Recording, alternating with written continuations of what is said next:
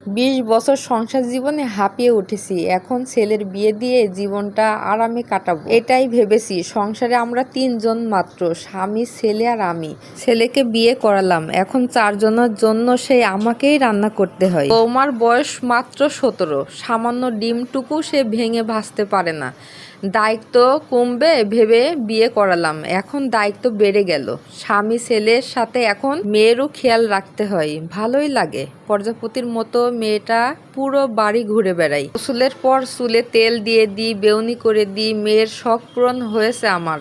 খাওয়ার সময় যখন মেয়েটা গাল ফুলিয়ে বলে খেতে ইচ্ছে করছে না, মা তুমি খাইয়ে দাও আমার, তখন বুকটা শীতল হয়ে যায় আমার। আগ্রহ নিয়ে বৌমাকে খাইয়ে দিই। ফোনের মজার ভিডিও দেখতে দেখে যখন সে হো হো করে হাসে, ওর হাসি দেখে আমিও হাসি। আগের থেকে পরিশ্রম হয় ঠিকই, কিন্তু সব সময় মনটা ভালো থাকে। সময় কেটে যায় দুইজনের গল্প করতে করতে সারাদিন। হঠাৎ করে একদিন বৌমার মা চলে এসছে আমার বাড়িতে। বৌমার সাথে গল্প করছে, আমি পাশ থেকে শুনতে পাচ্ছি। বৌমা বলছে, মা জানো আমি তোমার মতো মা পেয়েছি। আমার শাশুড়ি অনেক যত্ন করে, আমার অনেক আদর করে, অনেক ভালোবাসে। বৌমার কথাগুলো শুনে আমার চোখে পানি চলে এসেছে। আমার খুবই ভালো লাগছে। তাই এখন থেকে মনে হচ্ছে সে আমার বৌমা না, সে আমার মেয়ে। গল্পটা আজকে এতটুকুই।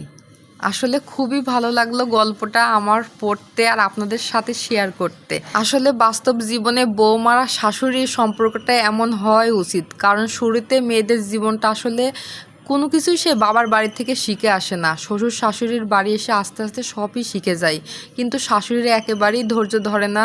তাই ওরকম খারাপ সম্পর্ক তৈরি হয়ে যায়। শাশুড়িরা যদি একটু ধৈর্য ধরে, ঠিকই মেয়েটা একদিন সব কিছুই করতে পারে। আপনাদের সাথে গল্প করতে করতে অনেক কাজ করলাম ভিডিওর মাধ্যমে, আপনারা তো দেখতেই পেলেন। আর অনেক রান্নাবাড়া, অনেক আইটেমের রান্নাবাড়া করলাম।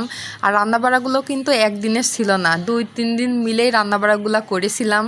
আর সেই ভিডিওগুলো একসাথে করে আপনাদের সাথে লং ভিডিও শেয়ার করলাম। থেকে ভাবছি আপনাদের সাথে বেশি বেশি গল্পই শেয়ার করব। আর যদি আপনারা এমন নতুন নতুন গল্প শুনতে চান, তাহলে আমার পেজটি ফলো দিয়ে পাশে থাকবেন। আপনারাও যদি এমন গল্প পছন্দ করেন বা শুনতে চান, তাহলে আমার কমেন্টসের মাধ্যমে জানিয়ে যাবেন, বা আপনাদের যদি গল্প জানা থাকে সেগুলো লিখে জানাতে পারেন। জানি না আপনারা শুধু আমার কথাই শুনছিলেন না তো ভিডিওতে অনেকগুলো রান্না করেছি, আর কয়টা তরকারি রান্না করেছি আমি সেটা যদি আপনারা কমেন্টসে জানাতে পারেন, তাহলে আমি ভাববো না সত্যি ভিডিওটাও মন দিয়ে দেখেছেন আর আমার কথাগুলোও মন দিয়ে শুনেছেন।